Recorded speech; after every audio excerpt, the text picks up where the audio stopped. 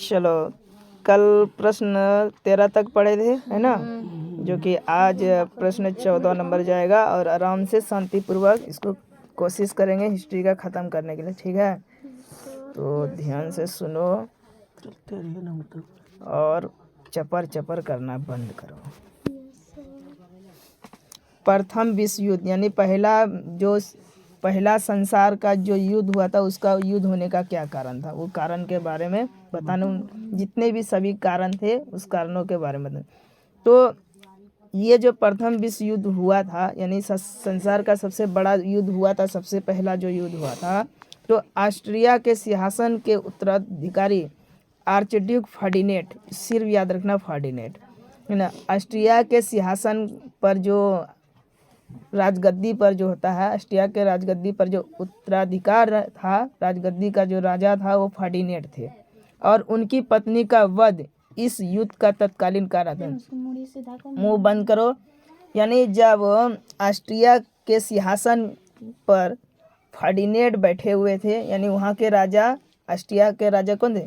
फर्डिनेट जी थे। और उनकी पत्नी का वध हो गया था। क्या होता था? वध। यानी इस मतलब युद्ध छिड़ी हुई थी, सब जगह युद्ध छिड़ी हुई थी, लड़ाई छिड़ी हुई थी। इसी लड़ाई के बीच में क्या हुआ, फर्डिनेट की पत्नी का मतलब कोई वध कर दिया, मार दिया, जिसके कारण ऑस्ट्रिया जो फर्डिनेट जो थे वो पूरा अपने पत्नी की वध के चलते, है ना, पत्नी जो उनकी मरी, वो पूरा परेशान हो गए, जिसके कारण क्या हुआ, ये युद्ध होना चालू हो गया। तो यही युद्ध हुआ। तो यहाँ के जो फर्डिनेट जो थे, ऑस्ट्रिया के सिंहासन के जो राजा थे फर्डिनेट, ठीक है, उनकी पत्नी को कोई मार दिया था उस युद्ध में। और इसी के चलते ये युद्ध का तत्कालीन का था। यह घटना 28 जून 1914, है ना, प्रथम विश्व युद्ध 1914 को सेराजेवो में हुई थी। यह युद्ध कहाँ हुई थी? सेराजेवो में। समझो, जिस समय ऑस्ट्रिया का शासन था, ऑस्ट्रिया का शासन था, यानी सिंहासन पर फर्डिनेट बैठा हुआ था। वहाँ का राजा कौन था? फर्डिनेट। यानी ऑस्ट्रिया का राजा कौन था? फर्डिनेट। उस समय उनकी पत्नी का वध कर दिया था, उसकी पत्नी को मार दिया गया था, जिसके चलते क्या हुआ कि वहाँ पर प्रथम विश्व युद्ध हुआ। और यह घटना जो थी 28 जून 1914 को सेराजेवा में हुई थी। एक मास के बाद, यानी एक महीना के बाद क्या हुआ, एक महीना के बाद क्या हुआ कि ऑस्ट्रिया ने सर्बिया के विरुद्ध युद्ध घोषित किया। और ऑस्ट्रिया को गुस्सा आ गया कि एक महीना के बाद जब 28 जून 1914 को तत्कालीन कारण के कारण सेराजेवा में ये घटना हुई थी। कौन घटना हुई थी? फर्डिनेट ऑस्ट्रिया के सिंहासन पर जो उत्तराधिकार राजा था, उसकी पत्नी की मृत्यु हो गई। यानी मृत्यु नहीं, उसका वध कर दिया, मार दिया गया, जिसके चलते वो फर्डिनेट जी पूरा गुस्से में थे। और गुस्से में होने के कारण क्या हुआ कि एक महीना के बाद, इसको भी पूरा गुस्सा था, एक महीना तक सह कर रखा था। तो ऑस्ट्रिया ने क्या किया, फिर सर्बिया के विरुद्ध, वहाँ के जो सर्बिया देश था उसके विरुद्ध लड़ाई छेड़ दिया। फिर रूस, फ्रांस और ब्रिटेन ने सर्बिया की सहायता, और जर्मनी ने ऑस्ट्रिया की। तो सर्बिया के विरुद्ध युद्ध घोषित कर दिया कि सर्बिया से लड़ाई करना है। सर्बिया नाम का एक देश है, ठीक है, सर्बिया बोलो या सर्बिया बोलो, सर्बिया नाम का एक देश है। उसमें क्या हुआ, युद्ध छेड़ दिया, लड़ाई छेड़ दी, जंग छेड़ दी, जिसमें कौन था? रूस था। फ्रांस और ब्रिटेन ने सर्बिया की सहायता ली। रूस, फ्रांस और ब्रिटेन ने सर्बिया की सहायता ली, और जर्मनी ने ऑस्ट्रिया की। और जर्मनी क्या किया था? जर्मनी वाला ऑस्ट्रिया की सहायता लिया।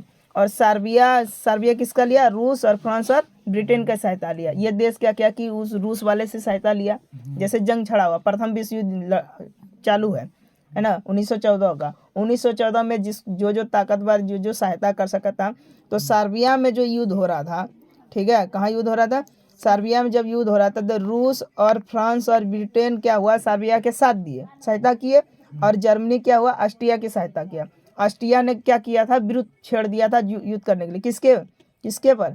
सर्बिया के विरुद्ध कर दिया था कि ऑस्ट्रिया जो देश जो था वो सर्बिया को क्या कर दिया था? युद्ध करने के लिए ललकारा था कि हम तुमसे युद्ध करने वाले हैं। जिसके चलते क्या हुआ कि सर्बिया अब अकेले देश नहीं लड़ सकता था, तो उसने रूस और फ्रांस और ब्रिटेन की सहायता मांगी। अब वहाँ पर 3 देश जुड़ गया था, तो ऑस्ट्रिया इससे मजबूत था, फिर भी इसने क्या किया, जर्मनी से सहायता ली। यही युद्ध का कारण था। ठीक है, अगला क्वेश्चन आता है गांधी इरविन समझौता। गांधी इरविन समझौता या दिल्ली समझौता या दिल्ली पैक्ट के नाम से जाना जाता है। ठीक है, गांधी इरविन समझौता या दिल्ली समझौता या दिल्ली पैक्ट के नाम से जाना जाता है। इसको कैसे पढ़ेंगे, यह जो है 5 मार्च सन 1931 को लंदन द्वितीय गोलमेज में, है ना, 1931 को लंदन में जो द्वितीय गोलमेज सम्मेलन के पूर्व, सम्मेलन के पहले महात्मा गांधी और तत्कालीन वायसराय लॉर्ड इरविन के बीच एक राजनीतिक समझौता हुआ था। महात्मा गांधी और क्या हुआ, 1931 में जब लंदन में द्वितीय गोलमेज हो रहा था, उससे पहले महात्मा गांधी ने वहाँ के जो इरविन जो थे, कौन थे, इरविन, वहाँ का शासक कौन था, इरविन। इरविन के पास कौन, महात्मा गांधी गए, है ना, बोल कौन गए, महात्मा गांधी गए। उन्होंने राजनीतिक समझौता लिया, कुछ समझौता मांगा, कुछ सूत्री मांग था महात्मा गांधी का। क्या था कि गांधी राजनीतिक समझौता, जिसे गांधी इरविन समझौता कहते हैं, है ना, गांधी इरविन पैक्ट भी बोले से, गांधी इरविन पैक्ट कहते हैं। कहने का मतलब जब 5 मार्च सन 1931 में लंदन में द्वितीय गोलमेज हो रहा था, कौन गोलमेज हो रहा था, लंदन में द्वितीय गोलमेज हो रहा था, और महात्मा गांधी इससे पहले क्या हुआ, इससे पहले महात्मा गांधी जब इरविन वहाँ का शासक था, कौन था वहाँ का शासन, कौन, जैसे प्रधानमंत्री अभी का शासक है, तो उस समय का इरविन था, देश को मतलब चलाने वाला था। और वहाँ पर एक राजनीतिक समझौता हुआ। क्या हुआ, महात्मा गांधी कहे थे कि हम तुम्हारी कोई भी बात नहीं मानेंगे, हमारी 11 मांगों को पूरी करो। 11 सूत्री मांग के बारे में बताया था। तो जिसके चलते क्या हुआ, गांधी एक ही वादा किए होते कि हमारी 11 मांगों पूरी करेंगे तभी हम गोलमेज में सम्मेलन में जाएंगे। जहाँ और एक बार गोलमेज में सम्मेलन में जाने के चलते उसको मतलब अर्धनग्न भी बोल दिया था, फकीर बोल दिया था। और वो इतना गुस्सा हुआ था कि वो मतलब लुंगी उठाए भागता था, हमको ऐसा क्यों बोला। तो गांधी समझौता में जो जो बात रखा, इसे दिल्ली पैक्ट भी कहते हैं। दिल्ली पैक्ट में, क्योंकि ये समझौता दिल्ली में हुआ था। ठीक है, क्या हुआ था, दिल्ली में होता, इसलिए इसे क्या कहते हैं, दिल्ली पैक्ट भी कहते हैं। हिंसा के आरोपियों को छोड़कर उस समय क्या हुआ था कि गांधी जी ने बोला था कि हमारे जितने भी आप कैदी क्या करके रखे हो, कैदी को जेल में रखे हो, तो उसको छोड़ दीजिए। पर लेकिन उस समय क्या हुआ था, उसने तो ये गांधी इरविन और यहाँ पर जो फोन करके क्या कह दिया कि यहाँ पर जो है जितने भी राजनीतिक दंगा किया उसको छोड़ दीजिए। पर वहाँ पर जो भगत सिंह था वो राजनीतिक वाला काम नहीं किया था, वो तो सीधे असेंबली में बम फेंक दिया था, विधानसभा में। उसको छोड़ दिया। किसको छोड़ा, वहाँ की जनता को जो थोड़ा मोड़ा कांड किया था उसको छोड़ दिया, भगत सिंह को नहीं छोड़ा था। बाकी सभी राजनीतिक बंदियों को रिहा किया। किसको रिहा कर दिया जाएगा, तो ऐसा कह दिया था, जिसके चलते क्या हुआ कि भगत सिंह की उस समय क्या होगी, 1931 में मृत्यु भी हुई थी। तो महात्मा गांधी ने एक ही कहा था कि हमारे कैदियों को, गांधी इरविन समझौता उसे कहते हैं, जब 5 जून 1931 से पहले महात्मा गांधी ने 11 सूत्री मांग की थी। इस सूत्री को मांग पूरी नहीं होने के बाद तब महात्मा गांधी ने कहा था ठीक है, ये मांग पूरी नहीं अगर कर सकते हो तो हमारे भारतीय लोग को, जितने कैदी लोगों को क्या किए, बंद करके रखे हो, है ना, उन्हें छोड़ दो। उस कैदियों में एक भगत सिंह भी थे, है ना। भगत सिंह ने राजनीतिक वाला काम नहीं किया था, वो बड़का असेंबली में बम फेंक दिया था। इन कैदी को छोड़ करके बाकी क्या कर दिए, भगत सिंह को नहीं छोड़े, जो कि फांसी की सजा। यहाँ पर थोड़ा सा ध्यान नहीं दिया महात्मा गांधी, है ना, जिसके चलते भगत सिंह को क्या हुई, फांसी की सजा मिल गई। आगे समझ में, यही तुम्हारा गांधी इरविन समझौता कहलाया और दिल्ली में हुआ था। अब आता है कि चंपारण सत्याग्रह क्या है, उनके सभी आंदोलन और कारण बताइए। चंपारण सत्याग्रह किसे कहते हैं, पहले ये बताना है, फिर ये उनके सभी चंपारण सत्याग्रह में जितने भी आंदोलन चलाए गए, आंदोलन के बारे में बताना और कारण बताना है क्यों। समझ में आ गया। पहले चंपारण सत्याग्रह क्या है इसके बारे में जानो।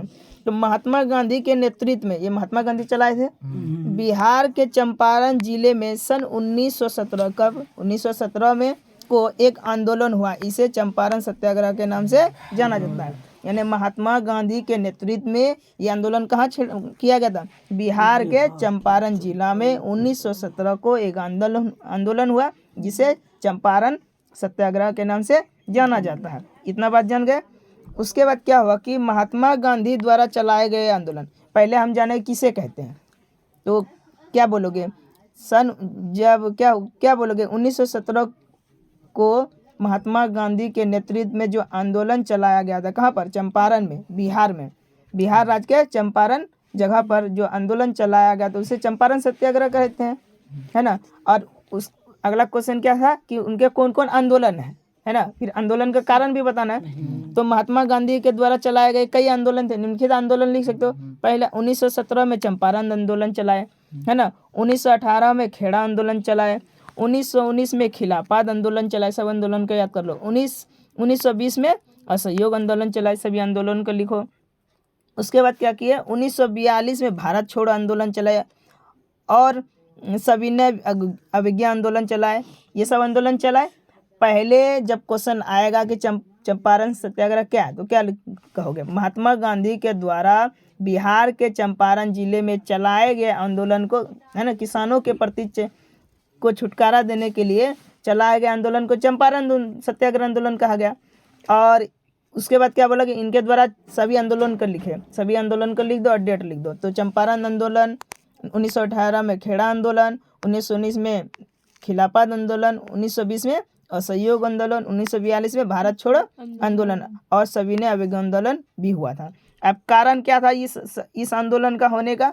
ये आंदोलन क्यों किया था महात्मा गांधी? तुम सबको वाकई में पता है। कारण यही था कि बिहार के चंपारण इलाके में कई किसानों को ब्रिटिश यानी अंग्रेजी सरकार का प्रशासन था। बिहार में क्या था? अंग्रेजों का शासन था, के तहत अपनी संपत्ति पर यानी उनके संपत्ति पर नील का उत्पादन करने के लिए मजबूर किया था। यानी किसानों की संपत्ति पर क्या कर दिया था? वो मजबूर कर दिया था नील की खेती के लिए, जो कि बहुत परेशानी भरा काम था। सही बात है, बहुत परेशानी भरा काम था।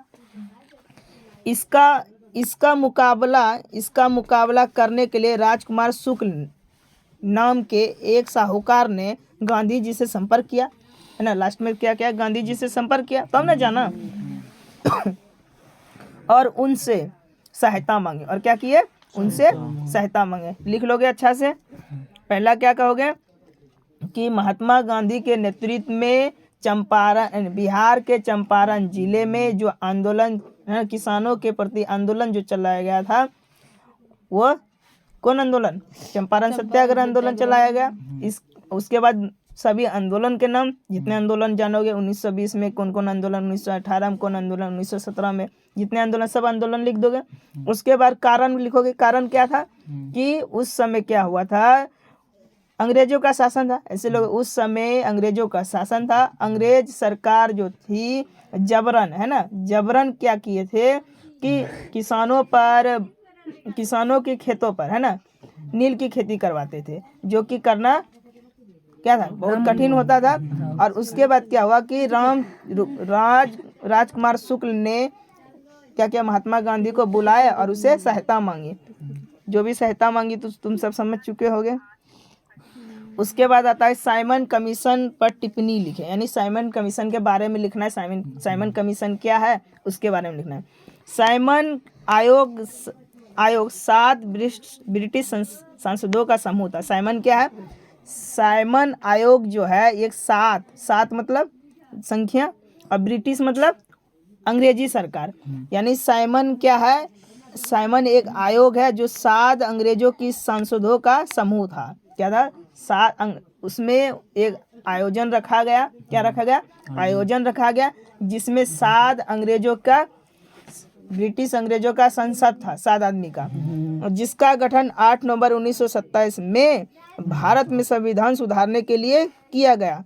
उस समय क्या था कि इसमें भी ये संविधान लागू बढ़िया से नहीं हुआ। उस समय अंग्रेजवा सब क्या बड़ी चालू था। अंग्रेजवा क्या किया कि विधानसभा में एक को भारतीयों को नहीं बुलाया, एक भी भारतीय को, तुम सबको पढ़ाया होगा, है ना, एक भी भारतीय को मुंह बंद करो नहीं बुलाया गया।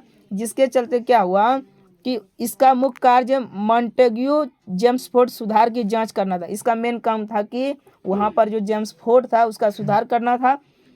इसके बाद 3 फरवरी 1928 में, कब?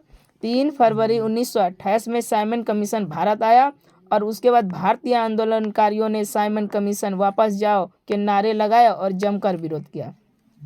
इन्हें जब साइमन कमीशन भारत आया था, ठीक है, आया तो उस समय क्या हुआ था, वहाँ का जो संसद में सभा लगाया, संसद में से अंग्रेज को बुलाया गया, एक भी भारतीय नहीं थे, जिसके चलते क्या हुआ, सन 3 फरवरी 1928 में क्या हुआ कि भारत के लोग क्या किए, हम बोला कि हम लोग जाकर क्या करेंगे, हमारे लोग आए ही नहीं हैं इस संसद में, हम क्यों जाएंगे, इसलिए उन्होंने क्या किया, नारा दिया, क्या दिया कि साइमन कमीशन भारत छोड़ो का नारा देकर के विरोध किया। समझ में आ गया? साइमन कमीशन क्या है? साइमन कमीशन क्या है? अंग्रेजी सरकार का एक 7 समूह है, ऐसे बोलोगे, अंग्रेजी सरकारों का एक सांसदों का समूह है, जिसमें जो 8 नवंबर 1927 को संविधान सुधारने के लिए वहाँ बुलाया गया था कि देखिए भारतीय लोगों को तो कब में बुलाया गया था, मेन महात्मा गांधी था, भीमराव अम्बेडकर था, पंडित जवाहरलाल नेहरू, इन सबको बुलाया गया, इन सबको बुलाया। वहाँ पर सभा क्यों बैठाई कि संविधान जो लिखा गया उसमें कुछ सुधार होना चाहिए, कुछ गलती किया गया, पर वहाँ पर एक भी भारतीय लोग नहीं थे, एक भी भारतीय लोग नहीं थे, इसलिए भारत के लोग क्या हुए, वहाँ से उठकर भाग गए, है ना, महात्मा गांधी लुंगी उठाते हुए भाग गए, तो वहाँ के भारतीय लोग क्या हुए, भाग गए, जिसके चलते क्या हुआ, तब वहाँ से नारा देने लगे कि साइमन कमीशन वापस लौटो का नारा दे करके इनका विरोध किया। समझ में आ गया? ध्यान से सुनो।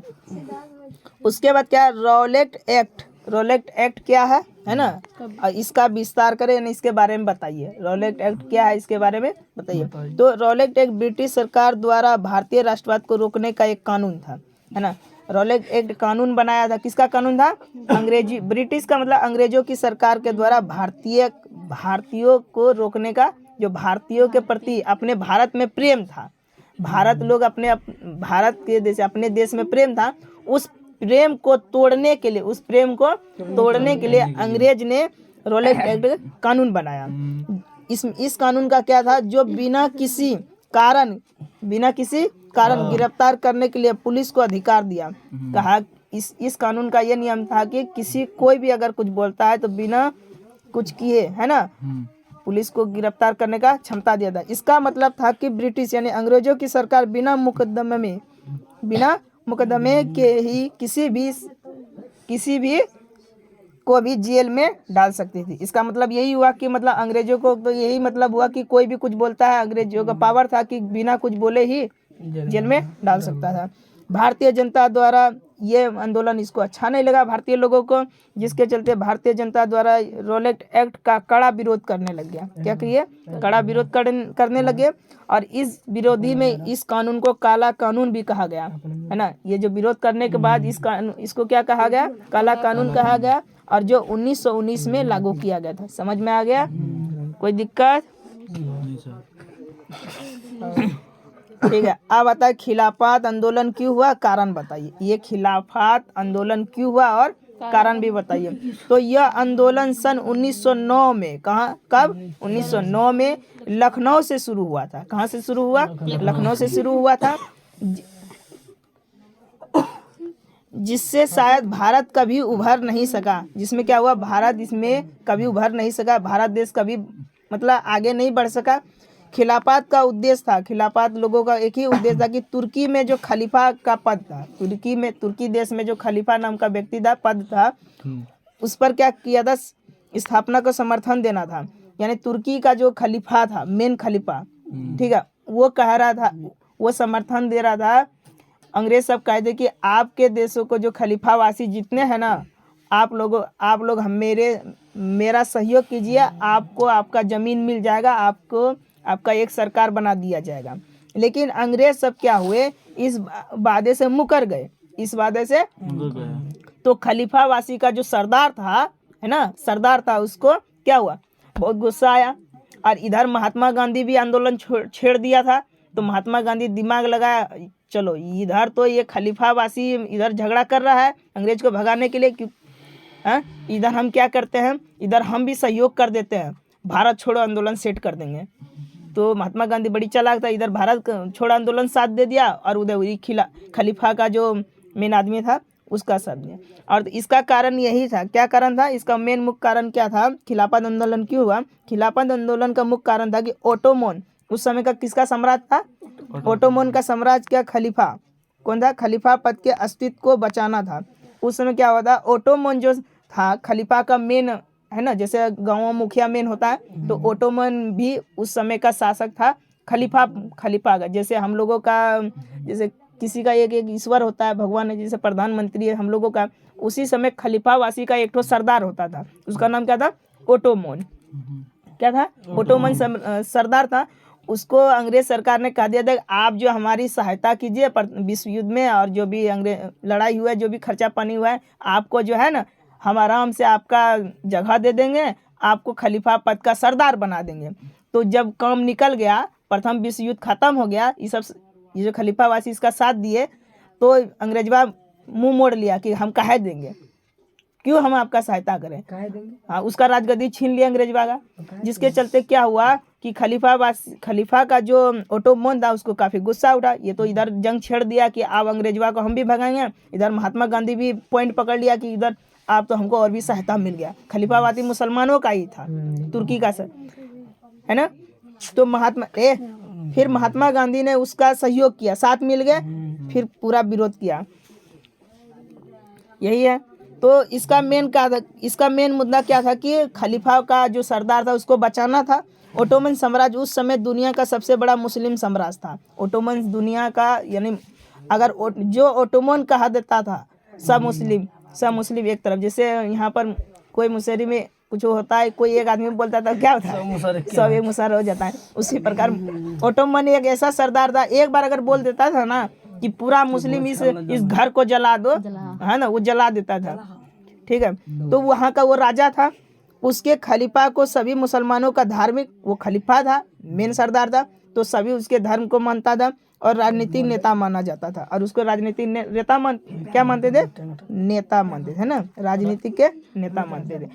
अब बताओ, अब थोड़ा सा यहाँ समझो, अगर तुम्हारा सरदार खलीफा है, कौन है? खलीफा सरदार है, तुम उसका बात मानता है, अगर तुम्हारे सरदार को भगा दिया जाए मार पीट कर, कोई कह दे कि ठीक है आप मेरा काम कर दीजिए, आप मेरा हल जोत दीजिए, आपको है ना धान चावल दे देंगे, अब बाद में क्या हल जोत दिया धान चावल नहीं दिया है तो तुम गुस्साएगा। खलीफा का सरदार गुस्सा गया, खलीफा के पद से भी हटा दिया। अब यहाँ का जो खलीफा जो था मेन मुखिया का सब छोटा मोटा जो आदमी था वो क्या करेगा? सीधा बैठना, जो मेन आदमी था, मेन जो आदमी था है ना, मेन जो आदमी था, इसे घुमो ना, मेन आदमी जो था उसको पद से क्या कर दिया? हटा दिया। ध्यान से समझो एक एक क्वेश्चन को, उस पद को हटा दिया। तो वहाँ का आदमी जो था उस सरदार को हटा दिया। इसका मतलब समझो, सरदार को हटा दिया तो तुम गुस्सा हो बेन करके हमारा सरदार को हटा दिया। सब चीज़ हम इसके लिए मरते हैं, सब दिन करते हैं। तो जिसके चलते वो क्या हुआ? अंग्रेजों से लड़ने लग गया। कौन? खलीफावासी। इसलिए खलीफा के शासन काल में खिलाफत आंदोलन, ख से खलीफा, ख से खिलाफत। ठीक है, याद रखेगा।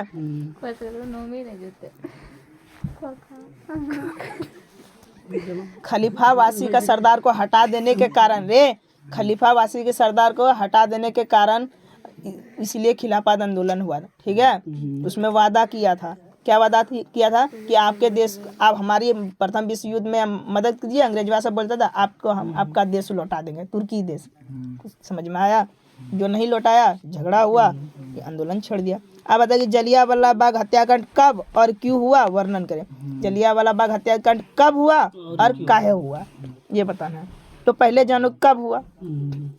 जलियांवाला बाग हत्याकांड भारत के पंजाब के प्रांत यानी पंजाब के राज के, है ना, पंजाब राज्य के अमृतसर में स्वर्ण मंदिर के निकट जलियांवाला बाग में 13 अप्रैल 1919 को हुआ। पहले जवाब हो गया। क्या पूछा कब हुआ, तो क्या जवाब दोगे? जलियांवाला बाग हत्याकांड भारत के पंजाब राज्य के अमृतसर में स्वर्ण मंदिर के निकट जलियांवाला बाग में 13 अप्रैल 1919 को हुआ, जिसमें जनरल डायर वहाँ का कौन था? वहाँ का जनरल डायर, वहाँ का शासक कौन था? वहाँ का राजा कौन था उस समय? जनरल डायर ने जलियांवाला बाग में इकट्ठा हुए करीब 5,000 लोगों पर गोली चलाने का आदेश दे दिया था। किसने? जनरल डायर ने। जलियांवाला बाग में मेला लगा हुआ था, वहां पर 5,000 लोगों पर क्या हुआ? गोली चलाने का आदेश दे दिया था, जिसमें 379 लोग मारे गए। 379 लोग मारे गए। इसका कारण जलियांवाला बाग नरसंहार है ना। इसका मेन कारण था क्या? ये जलियांवाला कांड क्यों हुआ? इसका एक ही कारण था कि रॉलेट एक्ट था। क्या? Rowlatt act. महात्मा गांधी से रॉलेट एक्ट खत्म कर दिया। इधर से गुस्सा उठ गया अंग्रेजवा सबको।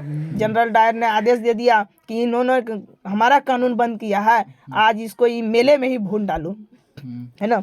तो मेला में 379 लोगों को भून डाला, मर गया, जिसे 1919 में ब्रिटिश सरकार द्वारा भारत में उभरते राष्ट्रीय जन आंदोलन को कुचलने के लिए, इस आंदोलन को कुचलने के लिए उद्देश्य कुचलने के उद्देश्य से लागू किया था। और लास्ट में क्या हुआ? जन आंदोलन कर दिया। आप महात्मा गांधी को भी गुस्सा उठ गया था, है ना। कहा कि आप सब जब जन मतलब जितना भी जन है, आदमी है, सब एक इकट्ठा हो जाओ। एग्जाम में पूछेगा कि जन आंदोलन क्यों हुआ? जन आंदोलन क्यों हुआ? जब महात्मा गांधी के द्वारा रॉलेट एक्ट कानून बंद कर दिया गया तो अंग्रेज सरकार क्या हुई? गुस्सा हो गई। उस समय जो था जनरल डायर वहाँ का क्या था?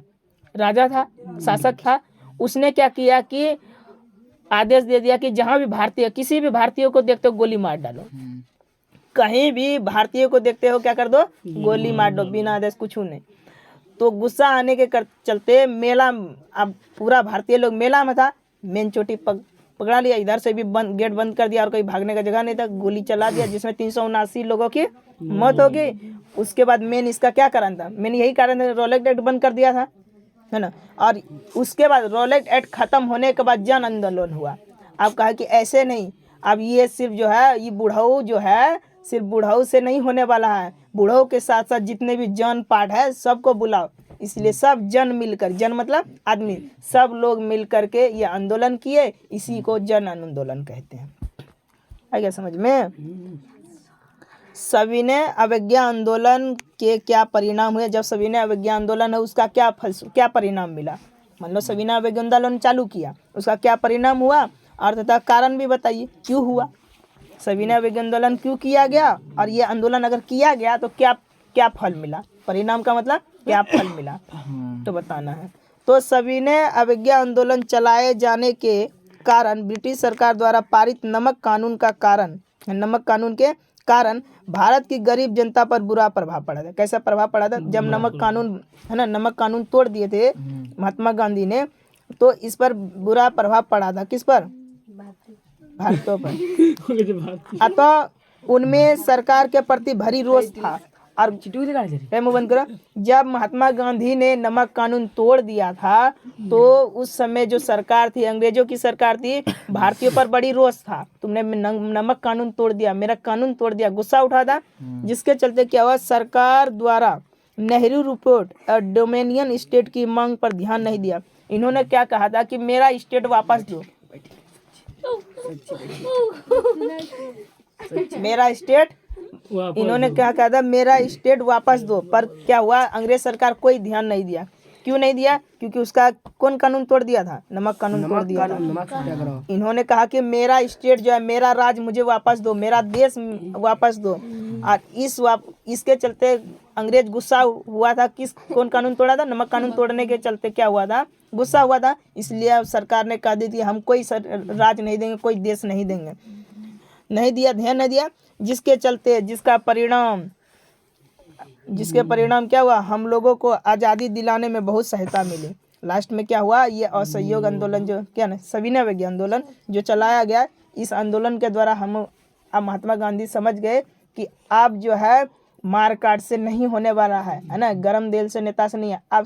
अब अंग्रेजवा सबको सविनय पूर्वक हाथ जोड़कर, सविनय पूर्वक हाथ जोड़ करके पीटेंगे।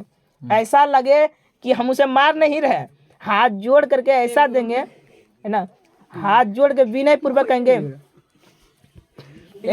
महात्मा गांधी बोला था, विनय पूर्वक कह रहा था कि रे अंग्रेजवा चाचा, रे इरविनवा, है ना, हम तोर बात नहीं मानबो, है ना, हम गोलमेज में भाग नहीं लीजेबो, हमरा अंधा है ना आद्र नग्न कहा था, है ना, इसलिए मैं लुंगी उठाकर भाग गया। मुझे ना यही बात बोला था तब ना लुंगी उठाकर भाग रहा था। अब बूढ़ाऊ था, अब किसी बूढ़ाऊ को ये बात बोल दोगे, है ना, किसी बुढ़ाऊ को ये बात बोल दोगे कितना गुस्सा लगेगा। तो फिर भी ये बुढ़ाऊ बहुत तन गया था, एक तो पढ़ा हुआ था प्लस से और ये बात कह दिया, इसको और गुस्सा उठ गया। ठीक है, अब आता है कि असहयोग आंदोलन प्रथम जन आंदोलन कैसे बना, क्या कारण था और परिणाम बताए। असहयोग आंदोलन जन आंदोलन कैसे, असहयोग का मतलब नहीं कोई सहयोग नहीं करेंगे, कोई सहयोग। उस टाइम महात्मा गांधी ने क्या क्या कि आप कोई सहयोग नहीं करना, हम अंग्रेजों का जितना भी काम काज चल रहा है हम लोगों के द्वारा चल रहा है, ऐसा काम करो कि इन लोगों को भगाना है ना, तो कोई काम मत करो, कोई सहयोग मत करो। हाँ, सहयोग तभी नहीं करोगे जब सभी जन मिलोगे। अब मानी लगा बबलुए खाली करेगा कि हम सहयोग ना करेंगे तो सरफा कहेगा ना हमारा ओकर से घर चल हमें करब, तो वहाँ पर क्या हुआ कि तो सब पार्टी मिले, सब जन मिलेगा तब ना, सब जन मिलेगा तब ना सहयोग करेगा। एक आदमी से सहयोग करके तो कोई फायदा नहीं है। तो जिसमें क्या हुआ सभी जन मिले, क्या हुआ असहयोग आंदोलन को प्रथम जन आंदोलन में क्या हुआ कि सभी जन मिल गए, तो ये जन आंदोलन बन गया। इसका कारण क्या था सुनो। 1920 ईस्वी में गांधी जी के नेतृत्व में चलाया गया था। ये 1920 में, ये आंदोलन कब चलाया गया था? 1920 में गांधी जी के द्वारा चलाया गया। और असहयोग आंदोलन इस मायने में प्रथम जन आंदोलन था कि इससे पहले के सभी आंदोलन आर्थिक यानी गरीबी सामाजिक आधार पर किसी वर्ग विशेष के द्वारा अपने हितों की रक्षा अथवा पूर्ति के लिए चलाए गए थे। यह आंदोलन क्या कहता है कि अब कुछ नहीं होने वाला है, अंग्रेजवा का सहयोग मत करो, जो भी काम करना अपने हित के लिए करो। अंग्रेज का सहयोग क्यों करोगे? अपने हित के लिए करो, अपने काम के लिए करो, अपनी रक्षा के लिए करो। ठीक है, जबकि असहयोग आंदोलन के कार्य ऐसे थे कि हर तरह के लोग इसमें अपना योगदान कर सके, है ना। ये असहयोग आंदोलन तभी हो सकता था जिसमें सभी लोग मानेंगे। एक आदमी के मानने से असहयोग होगा? असहयोग का मतलब समझिए, कोई सहयोग नहीं करना है। अब मान लो कि अंग्रेजवा का 10 ठो सहयोग करा, 1 ठो सहयोग नहीं करेगा तो अंग्रेजवा क्या फर्क पड़ने वाला? तो सभी जन मिला करके सहयोग नहीं करेगा तब ना सहयोग आंदोलन होगा। तो सभी जन मिलाए। तो इसका कारण क्या था कि महात्मा गांधी के नेतृत्व में जो प्रारंभ किया गया असहयोग आंदोलन प्रथम जन आंदोलन था, जिसका मुख्य कारण था खिलाफत का मुद्दा।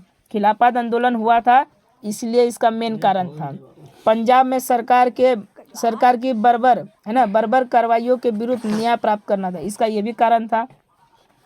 स्वराज की प्राप्ति यानी हमको अपना राज दीजिए, हमको अपना राज दीजिए, नहीं तो हम असहयोग आंदोलन, हमको अपना राज नहीं दीजिएगा हम कोई आपका काम नहीं करेंगे। असहयोग आंदोलन का ये भी कारण था, राज नहीं दे रहा था अंग्रेजवा, उनका बात नहीं समझ रहा था। इस आंदोलन में 2 तरह के कार्यक्रम थे। परिणाम क्या था कि इस आंदोलन के परिणाम निम्न थे। परिणाम भी निकला था, जब आंदोलन हो गया था फल मिलेगा ना, परिणाम वही हुआ। क्या परिणाम मिला कि जनता का अपार सहयोग मिला। जनता क्या हुआ, ये आंदोलन चलाया ना तो सब जनता क्या हुए, अपार सहयोग किए। ठीक है, हम भी हैं आपके साथ। महात्मा गांधी बुढ़ाऊ के साथ गए, बुढ़ाऊ हम भी हैं आपके साथ, बुढ़ाऊ हम भी हैं आपके साथ। बुढ़ाऊ ना कह जाते, गांधी जी बोलते थे, हाँ। तो सब उसके साथ हो गए याद कराने के लिए। तो सब सहयोग किए, किसका? महात्मा गांधी का। देश की शिक्षण संस्थाएं लगभग बंद सी हो गई थी। अब सब काम क्या होता था, भारतीय लोगों के द्वारा चलता था। अंग्रेजों का सब भारतीय लोगों के द्वारा। अंग्रेजवा के स्कूल में भारतीय लोग पढ़ने जाता था, अंग्रेजवा का होटल बना था, भारतीय लोग खाने जाता था, अंग्रेजवा का जितना फैक्ट्री था कपड़ा दबड़ा भारतीय लोग जाता था। भारतीय लोग क्या कि हम तुम्हारा ना कुछ खाएंगे ना तुम्हारा काम करेंगे, हम अपना करेंगे, हम अपना खाएंगे सब चीज। क्योंकि छात्रों ने भी और इसका मेन कारण छात्र भी जरूरी है, क्योंकि छात्रों ने उनका त्याग कर दिया था। अब क्या किया कि स्कूल बंद कर दिया। स्कूल क्यों बंद हुआ गया? छात्रों ने त्याग कर दिया। राष्ट्रीय शिक्षा के एक नए कार्यक्रम की शुरुआत की गई। कहा कि ठीक है, अब हम जो है आप लोगों का बैंक नहीं चलाएंगे, आप लोगों का। अभी जो चीन का बीमारी जो आया था, नरेंद्र मोदी क्या कहा दिया था कि चीन को अगर हराना है तो उनका जितना देखो नरेंद्र मोदी कितना चालाक था, वो सब आंदोलन को जानते हुए बोले थे कि चीन को अगर हराना है तो उसका सब सामानें बंद कर दो, ना उसका सामान कोई लेगा, भारतीय लोग ज़्यादातर भारतीय लोग लेते, ना कोई भारतीय लोग लेगा, ना यहाँ पर आफत आएगी, चीन का कोई सामान नहीं आएगा, कोई बीमारी नहीं आएगा। चाइनीज बॉल है ना, बहुत शातिर थे कौन, नरेंद्र मोदी। ना इस सिलसिले में काशी सुनो, है ना, शिक्षा का नया कार्यक्रम भी चालू कर दिया कि अब शिक्षा बंद कर दिया। मान लो कि भारतीय लोगों को कहा कि ठीक है तुम पढ़ाई मत करो, अंग्रेजवा के स्कूल मत जाओ, अपना शिक्षा विद्यालय खोलेंगे। तो इस सिलसिले में काशी में, कहाँ पर, काशी विद्यापीठ और जामिया मिलिया जैसे संस्थाओं की स्थापना की। काशी में विद्यापीठ, जामिया और मिलिया जैसे संस्थान की स्थापना हुई और वहाँ पर पढ़ाई लिखाई चालू की। आ गया समझ में, कोई परेशानी? किसान आंदोलन पर एक टिप्पणी। अब किसान आंदोलन के बारे में बताना है। किसान आंदोलन अप्रैल 1935 में जब संयुक्त राज्य, है ना, संयुक्त राज्य में किसान संघ की स्थापना हुई। कहा कि किसानों को बुलाया गया, जितने भी किसानों को बुलाया गया, कब, अप्रैल में 1935 में जब संयुक्त राज्य के समय में किसानों को बुलाया गया, समिति बैठाया, ठीक है।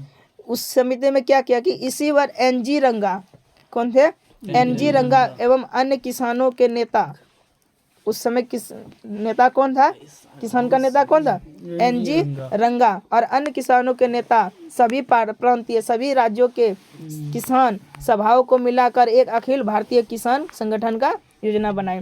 बोला कि अखिल भारतीय किसान का योजना बनाया जाए, सभी को बुलाया गया। किसान आंदोलन का मेन निश्चित काल बताना एक जोखिम भरा कदम है। हम बोलते किसान आंदोलन कब हुआ, उस समय हम नहीं थे, है ना, आप लोग भी नहीं थे। किताब में कहीं कहीं कुछ किताब में अलग अलग दिखाया, तो मतलब जोखिम भरा काम है कि सटीक रूप से हम बता नहीं सकते हैं, पर इतना, है ना, सटीक रूप से बता नहीं सकते, पर इतना तो सत्य है, इतना तो कह सकते हैं कि किसानों ने सैकड़ों वर्ष तक जमींदारों की, किसान लोग जो थे सैकड़ों कई सालों तक जमींदारों, साहूकारों, महाजनों और सामंतों के अमानवीय अत्याचार सहे। उस समय जब अंग्रेजवा चला गया ना, अंग्रेजवा चला गया तो उसमें उस समय कौन शासन करने लगे, बड़े बड़े लोग आदमी, किस, है ना, जमींदार लोग, और जमींदार लोग किस पर शासन करने लगे, किसान पर, फिर भी देश आजाद नहीं है। तो ये सब यातनाएं साहूकार लोग थे। साहूकार किसे कहते हैं, कर्ज देने वाले को। अब महाजन लोग भी थे ना, रुपया पैसा वो भी देते थे। किसानों से जीने का अधिकार छीन लिया गया था। उस समय क्या था, किसानों से जीने का अधिकार छीन लिया गया था। पशुओं से भी निम्न स्थिति होती, जानवरों से बदतर स्थिति हो गया था इस आंदोलन, जिसके चलते इन्होंने क्या किया, आंदोलन चलाया। किन्होंने, किसान ने। आ गया समझ में। किसान आंदोलन कहने का मतलब हुआ जब 1935 में संयुक्त राज्य अमेरिका में किसान संघ की स्थापना हुई। किसान सभा, सभी किसानों को बुलाया गया, बैठाया गया। उस किसानों को बैठा करके वहाँ का जो मेन नेता था एनजी रंगा था, किसानों का मेन लीडर कौन था, एनजी रंगा, और उसके साथ और भी कोई चमचा भी होगा, सब था। और उसने क्या किया कि अखिल भारतीय सभा का स्थापना किया, संगठन किया। उस किसान का जो संगठन, उसका अखिल भारतीय संगठन नाम रख दिया। और इसमें क्या हुआ, इस संगठन में एक ही बात बताना था। क्या बताना था कि किसानों का जितना अधिकार था, उसे जो फालतू में, अंग्रेज तो चले गए थे, कि जो जमीन के तौर पर देते थे, बोलते अभी भी होता है इस समय, मान लो कि जमीन देता था, कहता एक कट्ठा खेत दे दो, साल में कम से कम 1 कुंटल चावल देना, है ना। उसी प्रकार ये करता था। अगर नहीं देता था तो कहता था इस बार नहीं दिया तो फाइन लगेगा, और नहीं तो अगर ज़्यादा दिन नहीं देख पर मतलब खेत छोड़ दो, खेत हमारा हुआ। ऐसे ऐसी यातना सहते थे। तो जिसके चलते ये यातना जो इतनी कठिनाई सहने के कारण किसानों ने आंदोलन कर दिया कि हमारा जमीन छोड़ो, आप तुम लोगों का बात नहीं मानेंगे। इसी को किसान आंदोलन कह दिए। आगे समझ में। किसान आंदोलन के बारे में लिख लोगे। चलो किधर गया रे। अब असलम पद्धति, क्या, असलम पद्धति बहुत पूछता है, ध्यान से सुनो। असलम पद्धति की शुरुआत कैसे हुई, कब और क्यों, असलम पद्धति की शुरुआत कब हुई और कैसे हुई, इसके बारे में। यहाँ जितना भी क्वेश्चन बता रहा है सब इम्पोर्टेंट क्वेश्चन है। इससे बाहर देखना, तुमसे जो एग्जाम में बैठोगे ना सोशल साइंस में, खुद पता लग जाएगा। इसलिए ध्यान पूर्वक समझो। जब औद्योगिकरण, कब, औद्योगिकरण का मतलब क्या होता है, फैक्ट्री। औद्योगिकरण का मतलब क्या होता है, फैक्ट्री, कारखाना। जब कारखाना के समय परिणाम स्वरूप असलम पद्धति का जन्म हुआ। असलम पद्धति का जन्म, असलम का मतलब वो है गंदगी, ठीक है। असलम का मतलब क्या हुआ, गंदगी। जब गंदगी सबसे ज़्यादा कब होने लगी, जब फैक्ट्री का निर्माण हुआ, क्या हुआ, जब फैक्ट्री का निर्माण हुआ तब असलम पद्धति का निर्माण हो गया। मजदूर शहर में छोटे छोटे घरों में रहने को विवश थे, जहाँ किसी प्रकार की सुविधा नहीं थी। कारखानों के आसपास मजदूरों की बस्तियां बस गई, यही तुम्हारा असलम पद्धति कहलाया। कोई दिक्कत? अब द श्रमिक वर्ग का आगमन शहरों में किन परिस्थितियों गए, यानी श्रमिक का मतलब मेहनती लोग जो आए थे उनका आगमन शहर में कैसे हुआ। अच्छा, मेहनती लोग कब आएंगे शहर में, गरीबी आएगी। यहाँ के लोग शहर में क्यों जाते हैं, गरीबी है, रुपया पैसा कमाने के लिए। आर्थिक स्थिति आई तब ना आई, तो 18वीं शताब्दी में जब बाड़ाबंदी, ठीक है, बंदी चालू हुआ था, जैसे नोटबंदी हुआ था ना, उसमें बाड़ाबंदी हुआ था। बाड़ाबंदी कानून बनने से छोटे किसान अपनी जमीन खो बैठे। उस समय क्या होता, बंदी लागू होता और छोटे किसान जितने थे अपने खेत खो बैठे थे। उनके सामने आजीविका यानी अपने जीने के लिए कोई प्रश्न खड़ा हुआ, उठ पड़ा, फलतः वे शहरों की ओर बढ़ गए। शहरों में औद्योगिकरण का काम चल रहा था, यानी फैक्ट्री हो रहा था, और कारखानों की स्थापना उन्हें रोजगार के लिए नई प्रेरणा दी और अवसर उपलब्ध हुए। शहर में क्यों आओगे बोलो तो, अगर यहाँ के लोग शहर में क्यों जाए, वहाँ की आर्थिक स्थिति होने के कारण, है ना, उनका जब बड़ा बंद का मतलब हुआ जब सर्वे हुआ, क्या हुआ, जब सर्वे हुआ तो छोटे किसानों का खेत जमीन छीना गया, और जिसमें क्या हुआ, आर्थिक स्थिति आ गई। आर्थिक स्थिति होने के कारण वो क्या हुए, शहर भागने लगे। अभी भी जिसके पास आर्थिक स्थिति आता है, रुपया पैसा कमी, तो शहर जाता है कमाने के लिए, तो इसलिए वो शहर आए थे। उसके बाद आता है कि औद्योगिकरण ने मजदूरों की आजीविका को किस तरह प्रभावित किया, इसका विस्तार। जब यानी फैक्ट्री जब लागू हुआ, मान लो कि अभी अररिया में फैक्ट्री लागू हो जाए, है ना, तो मजदूरों को कितना सहायता मिलेगा, जीवन यापन के लिए बहुत सहायता मिलेगा। तो उस समय क्या हुआ था, किसान लोगों का खेती छीन लिया गया था सर्वे होने के कारण। तो फैक्ट्री जो हुआ किसानों को बहुत प्रभावित किया, विस्तार किया। यानी कहने का मतलब औद्योगिकरण के फलस्वरूप बड़े बड़े कारखाने स्थापित हुए। जब फैक्ट्री स्टार्ट हुआ तो बड़का कारखाना स्थापित हुआ, जिसके समक्ष छोटे उद्योग टिक नहीं सके। छोटका मोटका काम वाला उद्योग जो छोटका मोटका काम कर रहा था वो टिक नहीं सके। सामाजिक भेदभाव की शुरुआत होगी। समाजों में क्या हुआ, भेदभाव शुरुआत होगा। कोई छोटा जात का मान लो कि कोई छोटा जात है, वो छोटा काम करता है, अब कोई बड़ा काम करता है, तो भेदभाव होता है ना, ए तू छोटा जात है, तू शुगर चरावे भाई, हमें तो बड़का काम करी, फैक्ट्री में काम करे छी, होता है ना, तो भेदभाव होता है ना। ए हमार बाप तो बड़का वो तो कोर्ट में काम करे छे, तोर बाप तो झाड़ू लगावे, मतलब होता है ना, भेदभाव स्टार्ट हो गया। तो वहाँ पर क्या हुआ कि जब औद्योगिकरण, जब फैक्ट्री स्टार्ट हुआ तो वहाँ के लोगों का काम बढ़ गया। काम बढ़ने के कारण फैक्ट्री चालू हुआ तो बड़का कारखाना चालू हुआ। कारखाना चालू होने के कारण क्या हुआ, वहाँ पर मजदूर सब गए, है ना, काम करने के लिए। और मजदूर काम करने गए तो वहाँ का भेदभाव स्टार्ट हो गया। इस जैसे ट्यूशन में पढ़ते या कोचिंग में पढ़ते हो तो देखते हो, जो करना थोड़ा तेज होता है तो कैसे छलांग मारता है, फंगता है, छोटका को कहीं गिनता नहीं है, जो थोड़ा कमजोर है। तो उसी प्रकार हर जगह होता है, मजदूरों में भी होता है, कामों में भी होता है, सब जगह में होता है। तो सबकी इस तरह की नष्ट भ्रष्ट कर दिया गया था। सबकी बुद्धि क्या हो गई थी, भ्रष्ट हो गई थी। उनके पास दैनिक उपयोग की वस्तुएं खरीदने के लिए धन नहीं रहा, जिसके कर चलते सब कुछ खरीदने के लिए कोई धन नहीं रहा। कितना बजा, 8:30 पूरी। उसके बाद आता है न्यूनतम मजदूरी कानून जो कब पारित हुआ और क्यों, और इसका मेन उद्देश्य क्या था। न्यूनतम मजदूरी का मतलब है कि कम रूप से मजदूरी अधिनियम। न्यूनतम मजदूरी अधिनियम यानी 1948 में मिनिमम वेजेस एक्ट 1948 यानी भारत की संसद द्वारा पारित एक श्रम कानून है। क्या है, मेहनती लोगों के लिए ये कानून दिया गया है, जो कुशल मतलब कुशल का मतलब सकुशल अच्छा से अकुशल और अच्छा ढंग से नहीं श्रमिकों को दी जाने वाली मजदूरी का निर्धारण करता है। यह एक कानून है जो किसानों को या मजदूरों को देने के लिए न्यूनतम लागू किया गया था कि कोई भी मजदूरी करने के लिए आता है, अभी भी मतलब जाते हो ना, अभी सब लेबर बनता है, लेबर कार्ड बनता है। क्या है? लेबर कार्ड न्यूनतम मजदूर कानून के अंतर्गत आता है। लेबर कार्ड क्या होता है? लेकर जाते हो किसान को, उसको मजदूर सरकारी मिनिमम दिया हुआ है, सरकारी रेट, तुम काम कितना ठोस कर कराओ उसका रेट बंधा हुआ है ना। तो वही सरकार के द्वारा जो कानून मतलब न्यूनतम मजदूरी जो अधिनियम था, सरकार के द्वारा कहा गया था कि यहाँ जितने भी लेबर मंगाते हो, लेबर मंगाइए, उसका एक ही न्यूनतम मजदूरी अधिनियम बताइए, यानी न्यूनतम रूप से इनकम बनाकर रखिए और सबको दीजिए, वही न्यूनतम मजदूरी। इसमें कई प्रकार के, किसी को सुकल मतलब कुशल रूप से हो जाता था, जिसके घर में कम परिवार था उससे चल जाता था, कम रोजगार, मान लो कि 10 टका होता था मजदूरी, सरकार बोला कि कोई भी मजदूरी करने आए उसे मतलब मजदूरी के रूप में 10 रुपया दो, उसके घर में एक परिवार है तो 10 रुपये में चल जाता था।